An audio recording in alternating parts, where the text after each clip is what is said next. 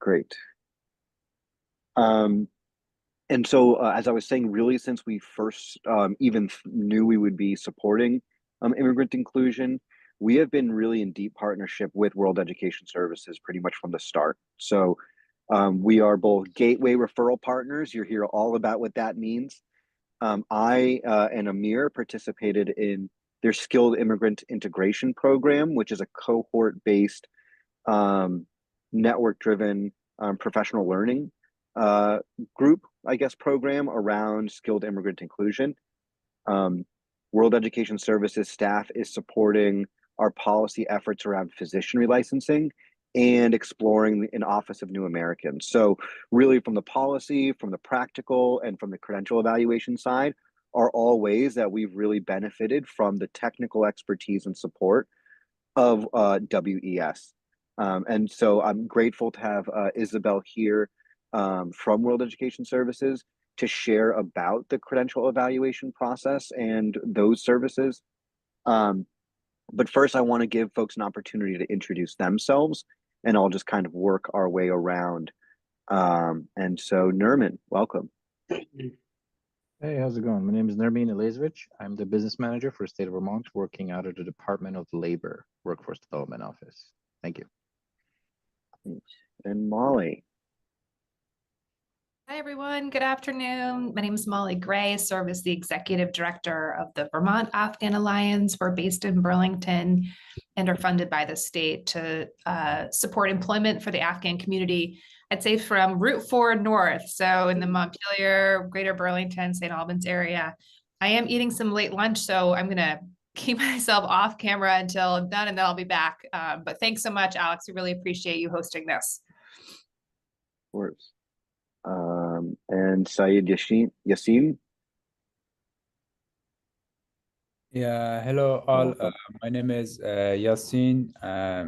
I'm working along with Mali. I'm a program officer for the Afghan Employment Program. I help Afghans and job placement, interpretation, and taking them to interview, and also holding training for Vermont employers who have Afghan employees. How can they have a good Afghan work environment work? And we had the training last week that we did it. After I introduce myself, I'll introduce you.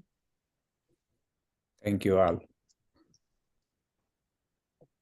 Thank you. Harka, welcome. Hi, thank you. Hi, everybody. My name is Harka Khatka, and I'm the counselor from VSAC. My team is EOC, Education Outreach Center. And it was just a little while ago, I think about 2 hours ago, Kristen Rengo from Vermont Department of Labor sent me this link and said there is this credential evaluations meeting or Zoom that's happening at this time. So I looked at my schedule and I found, that I'm available. So I wanted to join because I work with people from all over the world. We help people going to college and also to training programs with funding through VSAC. So I work in Central Vermont, Washington, and Lemuel counties. And so I have been working closely with CVRAN, Central Vermont Refugee Network Alliance, I think, something like that. And I've also met with Molly Gray, and yeah, we come across a lot of students who have been to university and colleges back in the country and want to go back to school here, and credential evaluation is one of those things. We have, been working students with. So yeah, happy to join. Thank you. Thanks for joining us. Welcome, Tracy. I see you in the chat. Thanks for sharing. And Matthew. Hi, everybody. I'm Matthew, work with the Department of Labor. I actually assist Tracy in with the program administration side on the WIOA grants. Great. And I think, is Yvonne, are you here from Grace Initiative?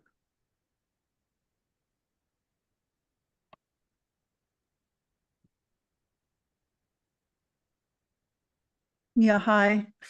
I just got into the office. So, yeah, thank you for the invitation. Learning opportunities are great for us, especially as we just started as a reception and placement program. So we're looking to learn more. I'm going to include one of my colleagues now, Kainat, and she'll be sitting here because I have to go to Rutland. Great. Okay, so I'm Well, going to welcome. introduce you to Kainat. Hold on.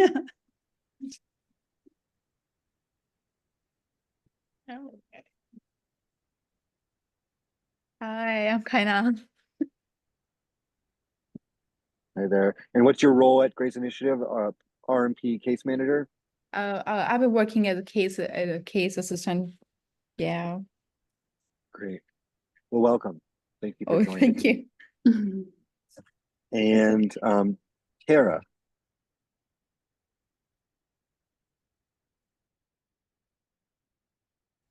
Hello, my name's Tara Grenier. And I'm the Deputy Director at the Office of Professional Regulation. And I think Alex, maybe you might have sent me this invitation, so I wanted to make sure to be here and understand what's happening and see what role our office can play or should play.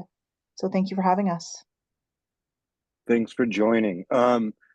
I mean, really having labor and OPR here is really excellent, based on my experiences and really what is a credential evaluation and what isn't a credential evaluation and what it means for what it actually means for someone who's pursuing a career here in Vermont. And so, before we get too much into this, I'd love to turn a bit of the meeting over to Isabel. Please introduce yourself and dive in wherever your overviews really start. Yes. So thanks. Thank you, Alex, so much for coordinating this meeting and for understanding how everything fits. It's a big puzzle, as all of you may have experienced when it comes to the integration and inclusion of immigrants and refugees. My name is Isabel Schroeder. I work for World Education Services. More specifically, I manage the Gateway program, which focuses on providing displaced individuals with access to credential evaluations in the case where they are not eligible for the standard credential evaluation. You'll know what this means in a second. And I manage that program in the US. The program, just as Wes, operates in both countries, in Canada and in the US. And I manage the partnership and some of the operations here. I am going to share my screen. So if you just, it is disabled. Alex, would you mind enabling me to? Yes, there you go. It should work now. Thank you kindly. So I will share this like this, and then I will go to the presenter mode. Are you able to see the very green screen? Yes, looks good. Right. I'm gonna kill my video just to make it easier for me to go back and forth between screens and also for my bandwidth, and I'll come back for questions and answers. Throughout this presentation, please feel free to put your thoughts or questions in the chat, and we will tackle them as soon as the presentation is over. We don't have a lot of time, so I'm gonna run through certain things that we can maybe discuss as follow-up. I just want to make sure that you have the most important information and things that allow you to continue conversations either among yourselves or with me. So the purpose of this session is to give you information on credential evaluation and credential recognition. As Alex said, Alex did a great job in introducing Wes, so I'm not going to go over all of that, but the gist of it is that we do the main body of work that we have is credential evaluations, but through that work we recognize that inclusion, economic inclusion, educational inclusion, and the creation of equitable pathways requires a more systemic approach, and that means through programs, through supporting individuals directly, like with the Gateway program and evaluations, but also through shaping policy and thinking holistically about the system. And the only thing that Alex didn't mention yet is that we do have a philanthropic arm that we also work on that area when it comes to immigrants and refugees and international students.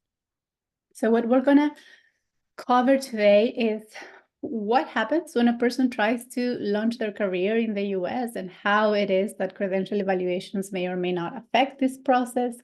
We'll go deeper into credential evaluation and credential recognition, the Gateway program, which is also a program for credential recognition and evaluation, and then I'll share some resources if time permits. If not, I can always follow up with those via email. So when we talk about this, you know it, the example that we typically use is you jump on a taxi or an Uber, and the person driving turns out to be a doctor from Iraq, turns out to be a teacher, an engineer from another country, and they are driving Uber, which, as dignified as driving Uber it is, we know that what we want to make sure of is that people are using their skills to the most of their potential and supporting their families, their communities, and of course the US economy. So what is the issue around advancing the career and education for immigrants and refugees? What you see on your screen, when we share this information with immigrants and with refugees, we tell them you are not alone, and this is what it shows. It shows that almost 10 million college-educated immigrants are in the US, and of those almost 10 million, 2 million are college-educated, but are unemployed or working in low-wage jobs, meaning underemployed. What this graph shows is that this is an issue that is systemic, a phenomenon that is affecting many, many people in the US, and that we need to look at the issues in a more holistic way too, to understand what may be going on and how we may be able to tackle this. So what we have found through our own research, the research that our partners have conducted, and also anecdotal evidence that our partners tend to gather, we know that the barriers typically operate on two dimensions. One, of course, is the structural dimension, where you see things that you may experience in the day-to-day of our work, that the workforce programs and the training systems and the training infrastructure in the US are misaligned or unaffordable, that systemic inequities permeate everything that we do and everything that we try to do. And so you have anything from racism to nativism and xenophobia, making it that much harder and informing the systems, informing the structures that we create to support individuals.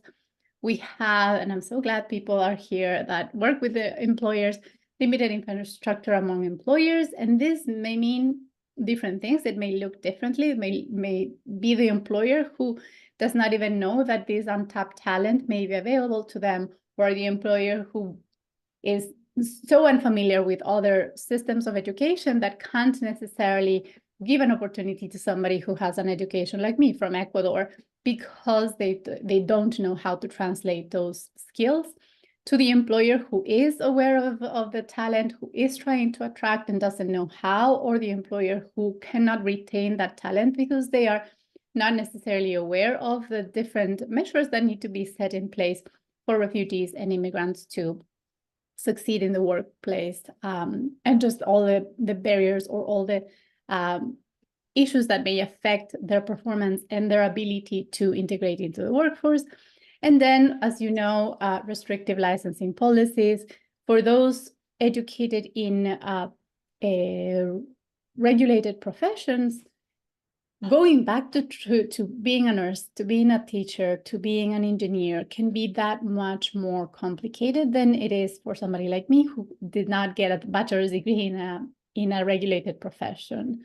Restrictive licensing policies on top of that are very complex in the US because each state has their own, and so people who may be able to manage to practice in one state is going to have to face similar hurdles as they try to relicense somewhere else. And then on the individual dimension, we do see things that many of the organizations that support immigrants and refugees typically try to tackle, making sure that people speak English. We know that their level of proficiency is correlated with their ability to find a job at their capacity or at the level where they may have been before coming to the US. We know that people leave behind not only their friends, their family, but also those networks that typically provide information on opportunities for employment.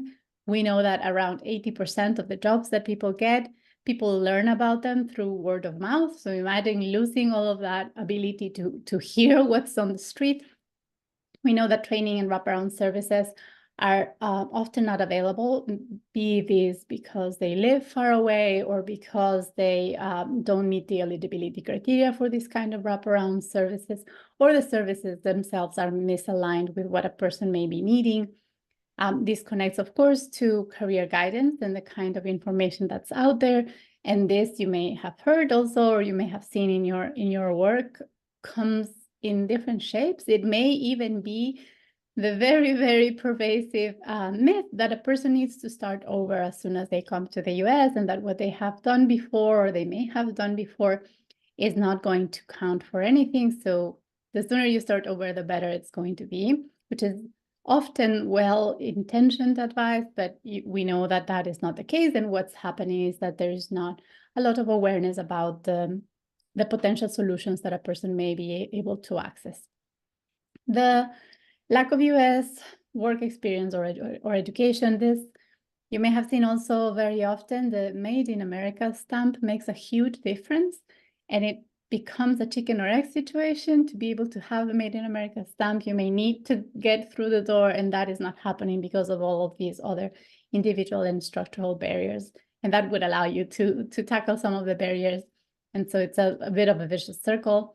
And then inadequate recognition of credentials and experience, which we know also from our research and the research of our partners, drives some of the skill underutilization phenomena that we see in the US. And this pretty much means having somebody say, you know what, your bachelor's from Ecuador, I don't know what it means. I can't offer you a job, even though you say you have a bachelor's, and that puts me already at a disadvantageous position because it means I may have to start over. So through the work that we do, we know that some of these, especially individual level barriers, can be tackled by things that are available and more accessible to immigrants and refugees, be this because many programs offer them for free, or because these are opportunities that are a low-hanging fruit for immigrants and refugees. English proficiency, as we said. So what I'm not going to go over each of them, but we do see that some of them, like volunteering, for example, is going to show up in different boxes, precisely because some of these activities or resources allow people to tackle a few of the barriers that they may be encountering around not being able to practice their English, or not being able to show that they have been involved in the community, and then gathering some people around them, making sure that they are integrating into, even if it's socially, into their communities to be able to have more social capital, and of course find out about potential opportunities. When we share this information with immigrants and refugees, that is typically what we tell them. We're very mindful of the fact that for somebody who needs to put food on the table, especially when it comes to refugees, the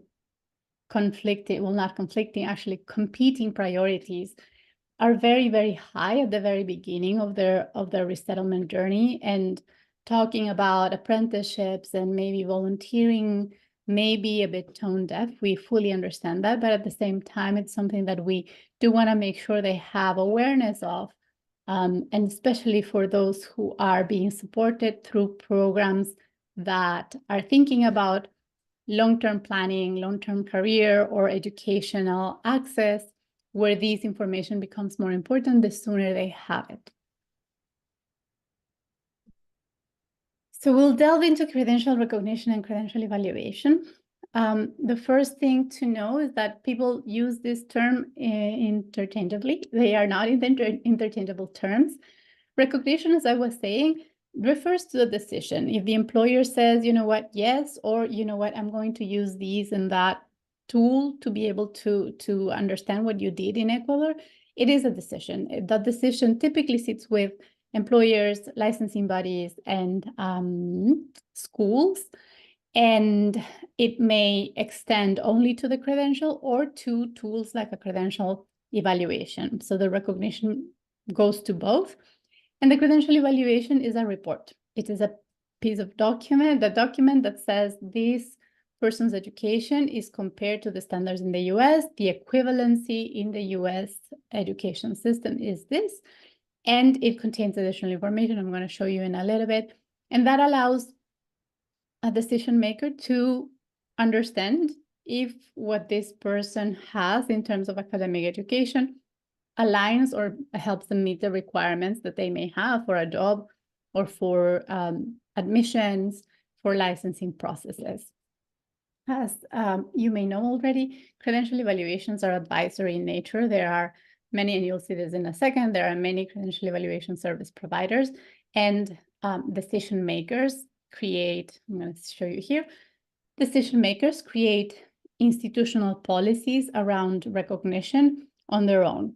In the case of employers, I would say, based on our experience, employers may be the most untapped source of potential for credential evaluations, but at the same time for just going without a credential evaluation. And if an employer doesn't know what a credential evaluation is, and they are trying to find ways in which they may facilitate the selection process for candidates, then they don't have to think about a credential evaluation, right? If this is a process that they can think about and decide on their own and think about what the policy is going to look like for them, truly the employer only needs to understand what is going to matter for them. In the case that a credential evaluation facilitates that process, yes, then by all means, people sometimes include it in their job applications, but it will ultimately hinge on the employer's standards or the employer's requirements. Can I add one thing really quickly? Yes. One thing that we often advocate is that even if a job doesn't require a college degree, it may pay more. So if they may pay people with a bachelor's more than they would someone who doesn't. So that's something that, for instance, with our physician who's a medical assistant, that's a whole other conversation for a different day. She has access to a higher wage in that role because she has a higher degree. So it can't allow her to practice medicine. It does not do anything for her in terms of what she can do on the job. But that pay scale is always important in terms of for employers. That's something that we've seen you can kind of negotiate with. Thank you, Alex. That's a very important point. The conversations with employers can be very varied, and they should include the thinking of pathways, right? Is it the access to the employment where it ends? It shouldn't. And if a credential evaluation makes it easier for an employer to understand a person's background, then great. But if that employer is willing, as Alex said, to recognize that a person has a higher level of skills and that therefore should be recognized in their pay or in their salary and their opportunities for that, then that is also a great conversation to have with them. I would add a layer of spiciness to that conversation, which is who should pay for a credential evaluation. Credential evaluations hover around $200, and that is a big investment for somebody, especially for somebody who, in the case of refugees, may be resettled and may already have some debt from the air flight or from their ticket. This is something that I would like to just put out there on your radar for conversations about who benefits from the talent and what kind of opportunities can employers create for more accessible or more equitable access to processes of selection for individuals who may be refugees or have refugee background. So the next decision maker that we have on our screen, licensing bodies, you may be familiar with this too. The licensing process, as Alex said, sometimes the licensing process does not include a credential evaluation from WES because, especially in the healthcare industry, they are very tightly regulated, and it includes, apart from the credential evaluation, exams and job and employment experience, things like that. What we typically tell individuals when they are sitting with us in these type of conversations, that people need to fully understand the requirements for licensing wherever they are trying to get licensed, just because that will allow them to plan and also budget for what is coming. And then for colleges and universities, these are our primary recipients of credential evaluations. Many of them have in-house processes. Many of them only take WES, and many of them take a variety of service providers. Again, these policies always come from the college, from the licensing body, from the employer. And when a person wants a credential evaluation, the first thing to think about is, A, do I need one? And if so, where does it need to come from? Because that decision is not going to come from WES, and it shouldn't come from the immigrant or from the refugee. It should be something that they are encountering because they are trying to meet a requirement. And then, as Alex said, some of the extra things that a credential evaluation can do for a person benefit a lot from having the guidance from refugee immigrant serving organizations that can establish those connections and see a fuller picture, so to speak, for the pathway that a person may be able to access. So we'll go into the definitions. A credential evaluation hinges on that first thing, official documents. Most credential evaluation services, certainly WES, we require official documents, and this means they have to come from the school, they are issued by the school, and are sent directly to us, either through electronic transmission, because we have a partnership, or through snail mail. And then the second piece is the original documents, which is what a person receives when they graduate. Those are legit for sure, but they are not counted as official for us, and therefore we cannot use them for a credential evaluation. So what official documents look like, those that we are still receiving in physical format, we know exactly what the envelopes look like. We know who signs them. We know what the stamps are. And we are able to identify when something is coming from the school. If not, it will come through electronic transmission. Something important to remember here is that I think we're at 85% of official documents that WES receives come through electronic transmission, meaning the school has a system, we have a system, or we share a system, and that allows us to get those documents. It is so much easier. One of the huge things that we see with individuals here too is that they are under the impression that they're going to have to go back to their country of education personally in person to get those documents, and that is not the case. The first thing to check is what documents that WES need, and that is all on our website. And then the system allows people to input all their information, their academic information, and the system will give them information on what to get to us and how to get it to us. It typically is the official academic documents that the school is going to send us, translation of those documents in the case of those who are not issued in English, and then a copy of the diploma, which people can upload, and then a translation of that. But that is all in our website, and that allows people to foresee more or less what they're going to have to get for us. We issue 2 types of evaluation. I'm going to show you what they look like. So the document by document evaluation is a summary of what a person did, where they went to school, what degree they got, the equivalency, and the length of the requirements for the program, the length of the program.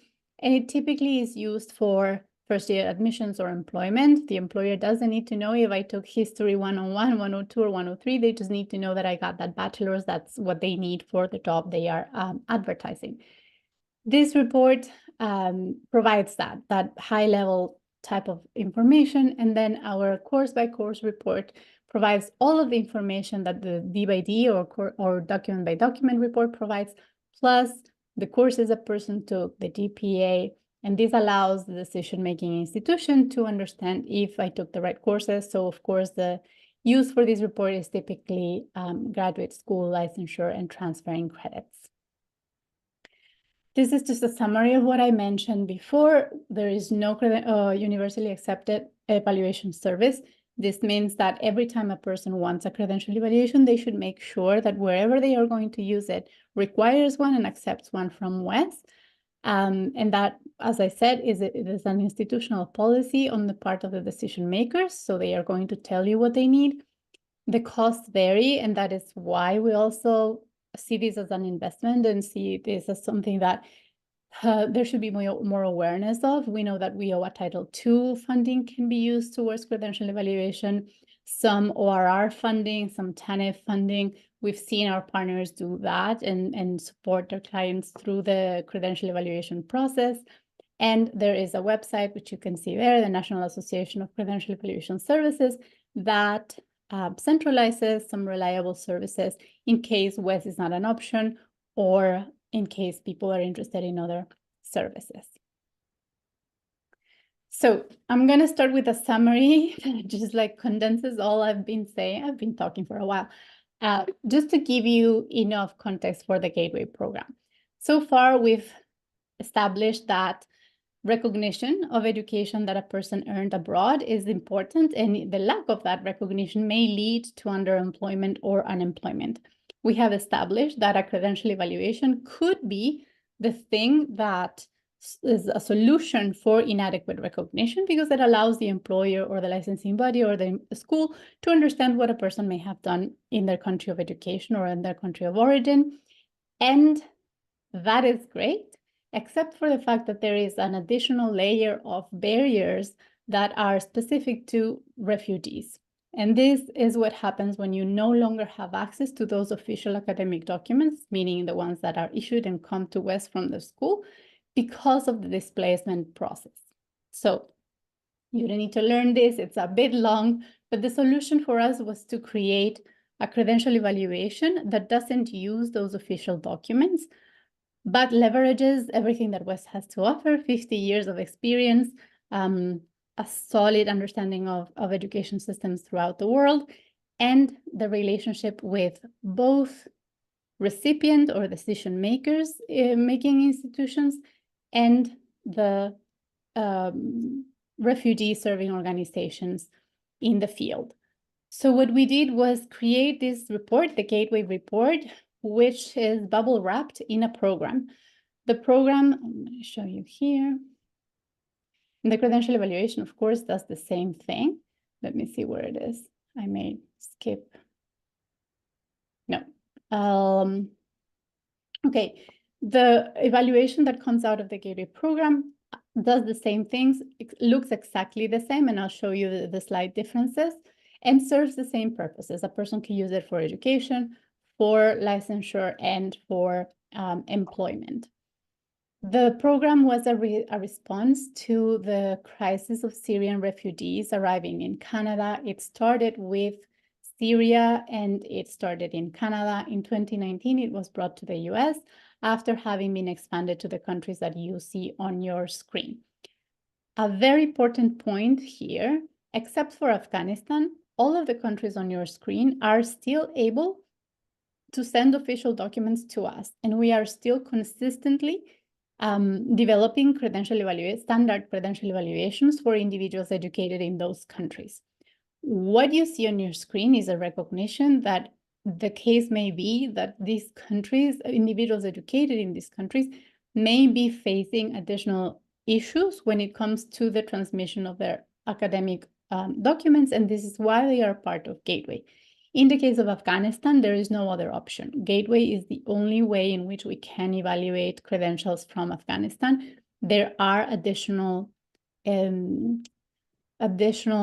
criteria, eligibility criteria for Afghanistan. It is all on our website, and I can share that as a follow-up.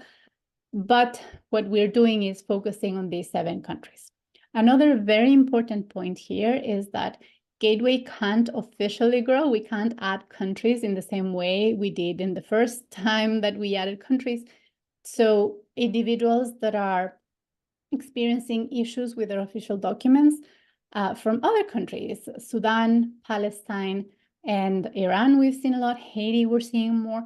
What we do is just process those on a case-by-case basis, do research, work with our evaluators to understand what a person may have been experiencing around their documents and see if Gateway can be an option. That is the way in which we're trying to make sure that other individuals are not left behind without having to having to add more to the program, which is a very, very long process. So this allows us to stay adaptable. Here we go.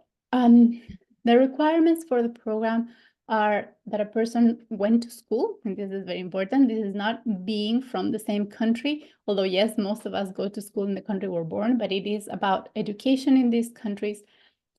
Completed secondary studies if they want to evaluate secondary studies, or for anything above the secondary studies, it can be completed or partial.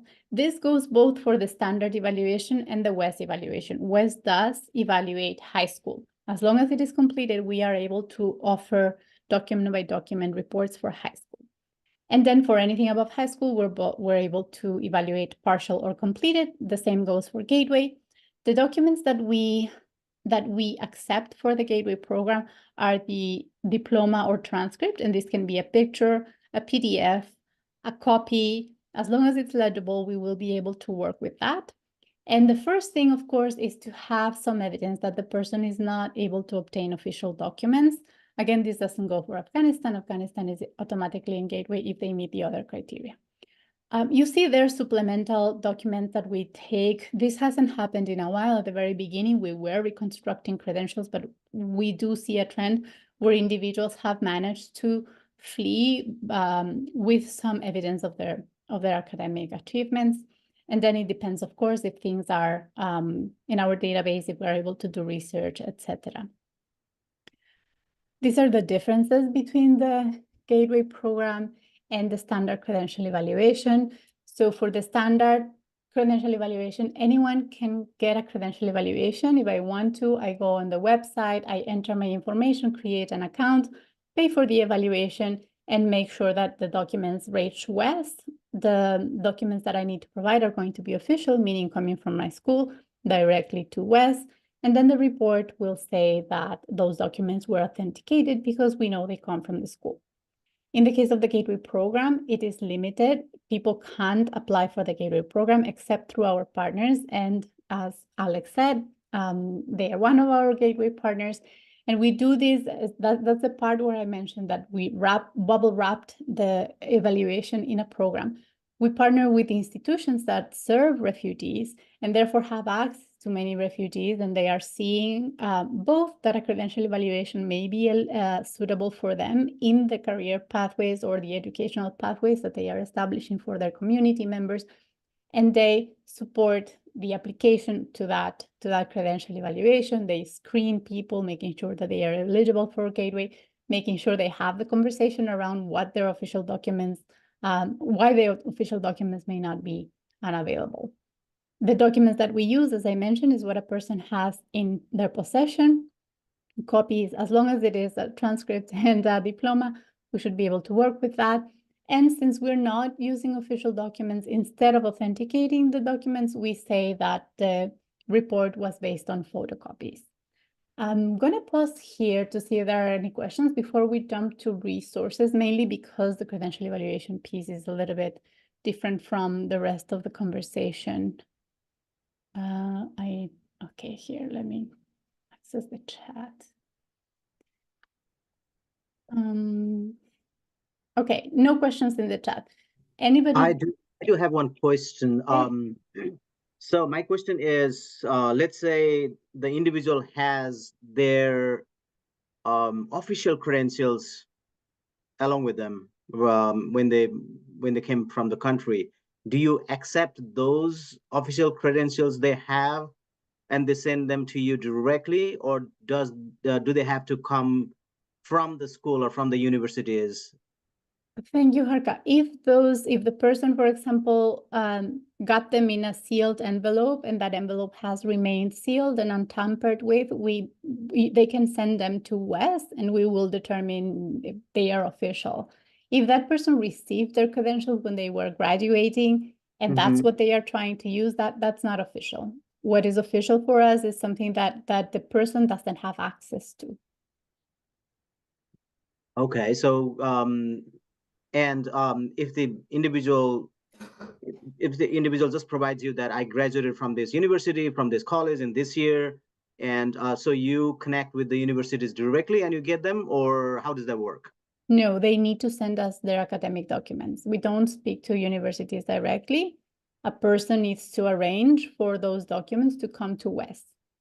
Yeah. And so Okay. that's part of the intake process on our end as folks who support credential evaluation. So when you're speaking with an individual, the likelihood of them being able to access their documents is a important conversation to have before you spend the money on the evaluation. So the way, the details are, you go through this process, it will save the documents that you need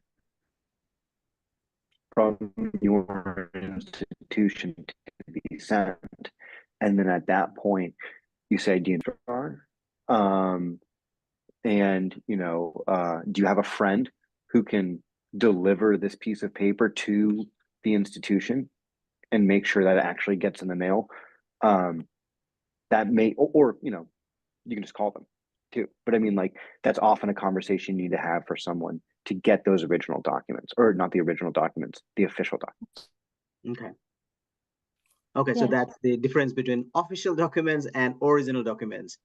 Exactly. Yes. Yeah, Anything you got when you graduated is original, and that is valid, just not for the purposes of credential evaluations. Okay, gotcha. So I have my original documents, but I didn't have my official documents. Yes, exactly. And to get those, you would need to contact your school wherever you got your education, and they would send them to us. The process for most schools is pretty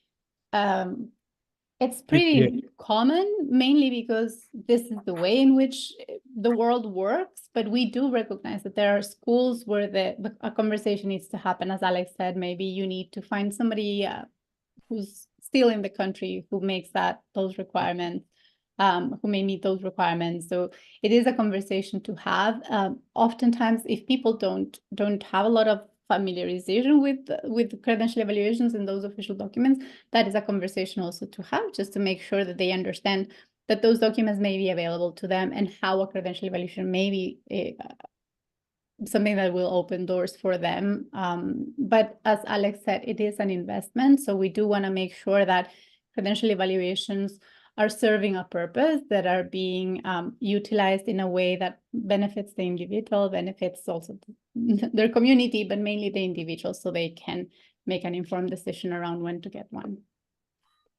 Okay, Yeah. one more question. How long does the evaluations you do on your part remain valid, or remain active, valid, or when does it expire? They don't expire. Our evaluations don't expire. So when a person gets one, they have it forever. We won't ever say this is expired. What may happen is that the school, for example, or the employer says, I want to receive this from West in a sealed envelope in a recent issuing of the evaluation. We can do that. That has an additional cost. But in principle, anyone who gets an evaluation will have a West account, and they can print out that evaluation, that digital copy of their evaluation, as many times as needed, forever. Okay. Yes. Yeah, I have a question. It's regarding Afghanistan. Is it applicable with all the universities, or maybe there are some universities that can be counted? Because we do have some universities in Afghanistan that they're one of the leading universities in Afghanistan, and they're existed now and they're functioning. Yes, thank you, Yasin. Yes, as I mentioned a little bit ago, my computer is telling me things I don't know what it wants. For Afghanistan, we have some limitations. We have a list of 31 schools that we are able to evaluate. These are public and private and big schools. So we do know that we're covering a large amount of the people where people were educated. And then there is another limitation around when a person got their degree. So anything after the fall of Kabul is something that we can't evaluate. And then there's another period from 96 to 2000 where we are also not able to evaluate. So all of that information is on our website. The list of schools is also on our website, so people can make sure that they are eligible for our evaluation. If they are not eligible for our evaluation, there are other evaluation services that may offer services to individuals educated in Afghanistan. And then it's just a matter of understanding if they are the right credential evaluation and if the place where they are using that credential evaluation is going to accept it from another service provider. Okay, thank you. Yeah. Any other questions? I see something in the chat. Yes, thank you, Alex. Okay, so I think I can move on to the next section, which is, oops, here we go. Some resources that Wes has created for career navigation. We call them as general umbrella term career pathways resources. So one of them is an interactive tool. People can go in and input information about their background. I can say, I am a nurse. I got my education here. My plans is to not be a nurse anymore. I don't want to be a nurse. So I need something either still in the healthcare field or something completely different. And what the system does is try to provide information to potential pathways for which I may be eligible. And these are based on transferable skills and also on what the market says. As Alex was saying, for example, they use the credential evaluation for somebody who used to be a doctor. They are not practicing medicine because that process, the credentialing process is completely different, but a credential evaluation is helping them practice in a healthcare environment. And maybe a career will come out of that and a different career pathway is created through that. That is something that I personally, as an immigrant, I never thought about transferable skills. I never thought about changing careers, for example. My dad would flip out if he'd be like, hi, I'm changing my career completely. But that is something that people can have an option to do in the US, and that allows them to not be trapped in the I drive Uber forever or I am a neurosurgeon again. Those are that binary way of seeing things is what keeps people often in an underutilization of their skills kind of situation. And we do want to make sure that those skills are utilized in a way that is meaningful to them and also in a way that allows them to contribute as much as possible and as much as they want to society. So understanding what may be available to people, what options may exist is what this interactive tool does. The interactive tool is an add-on or an offshoot of Career Pathways guides. And those guides, what they do is unpack a field. So the field of nursing, what is it like to be a nurse in the US? What type of education pathways can a person pursue?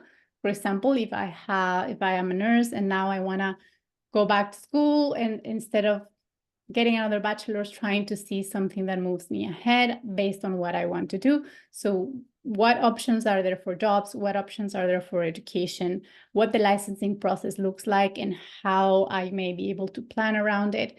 That is what the Pathways guides do. They unpack a field. Some of ours are national, so people will have an overview of what it is like in the US. But some other partners, and you can find them also on our website, have created localized guides, and this means that they are looking at what it is like in California for somebody who's a dentist and what options they may have around their career navigation processes. Let me show you here. And then Wes also puts together information on how people may be able to plan. These are all career navigation and planning resources, understanding what a regulated profession versus a non-regulated profession may be like, understanding an alternative career or related career. As I was telling you, if I no longer want to be a nurse, but I want to make sure that I got a job where my skills are being utilized, how do I go about it? What types of roles are there? What types of salaries may a person have if they are choosing these type of roles? And then everything about recognition of education. So these navigation tools are very useful for immigrants or for refugees. They are, of course, useful for those serving them. And they serve two purposes, the way in which we see it.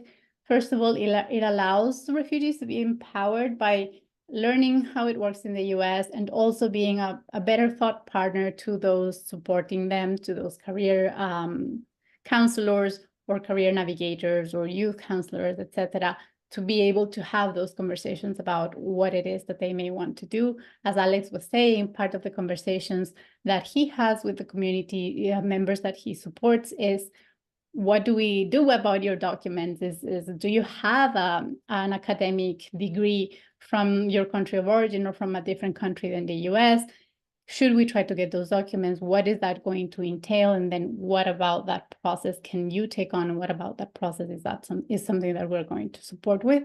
So these are, we see it as an empowering tools and making sure that people are able to also take some of those processes in their own hands as they learn how to navigate the US. I think I have 6 minutes left.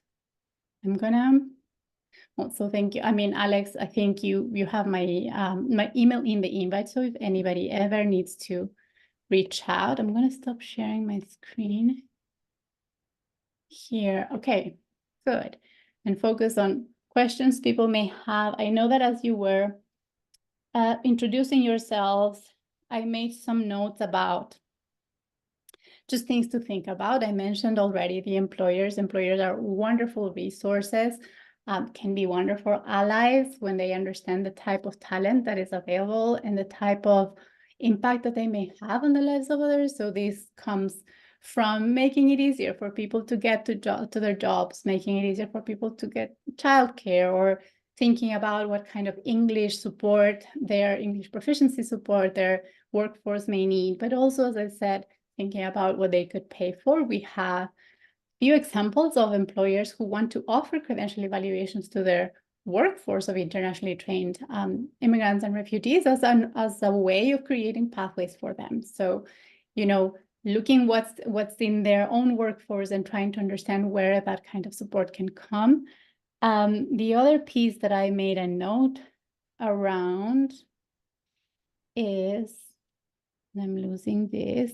Oh, the kind of training people may ask. One of the things that and I get it, you know, you think about the US and you want to get a master's degree in the US, you want that education that the US is famous for. Oftentimes, a certificate is going to take them far. So understanding more or less what may be available to people and also working with their expectations around, yes, a master sounds wonderful. It may cost this much. It may be something that we can do in the future. A certificate may get you that job, may get you this and that is going to create stepping stones along the way for something better. When I talk with gateway partners, when I visit them, this is one of the things they mention is just this tension between, I want everything, and at the same time, my English is not there yet. For example, we see this a lot with Ukrainian communities. They have so many degrees, but their English is not there, and having that realization of the job not being something I can access yet, even though I have the skills, because my English is not there.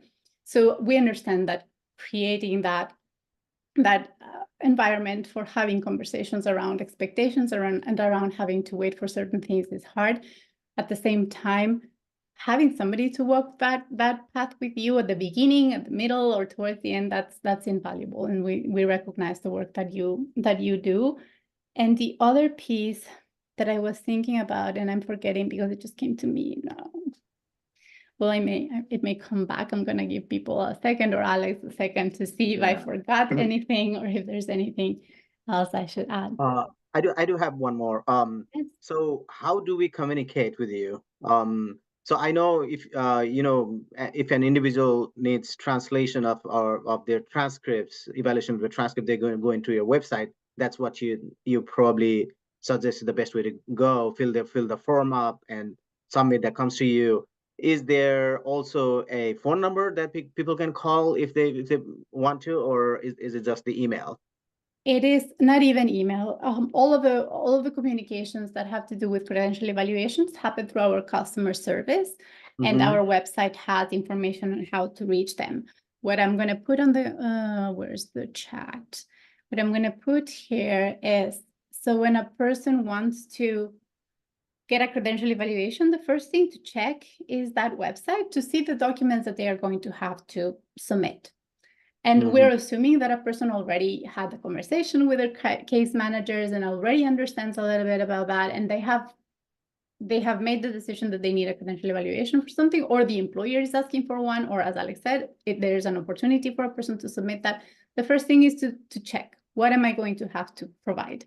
Once they do that, they can go online and create their account, and the account allows them to pay, to submit documents, to communicate with us, and that is done all through our website.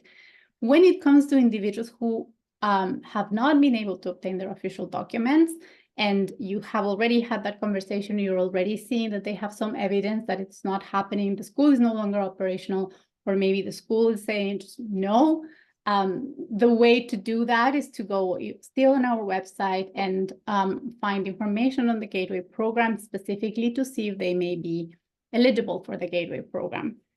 And so once they do that, they will have an idea of whether that could be an option for them or not. And in the case of those individuals who are working with Brattleboro, Alex already knows just how to manage that, what information to gather, what conversations to have with the people, and then how to support them as they apply for a credential evaluation. In the case of individuals who are not working with a partner for the Gateway program, or who are far away from partners for the Gateway program, the website tells them what steps to follow to be able to contact us, and for us to do the vetting process and support them along the way as they apply for a credential evaluation, if it happens that they are eligible for Gateway.